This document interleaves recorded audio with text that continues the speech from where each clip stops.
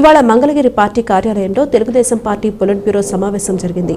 జాతీయ అధ్యక్షుడు చంద్రబాబు సీనియర్ నేత యనమల రామకృష్ణుడితో కలిసి ఎన్టీఆర్ విగ్రహానికి పూలమాల వేసి నివాళులర్పించారు. అనంతరం పొలిట్ బ్యూరో సమావేశంలో పలు అంశాలను చర్చించారు. రాష్ట్ర అధ్యక్షుడు పల్లా శ్రీనివాసరావు, కింజారపు అచ్చెన్నాయుడు, అశోక్ గజపతిరాజు తదితరులు సమావేశంలో పాల్గొన్నారు.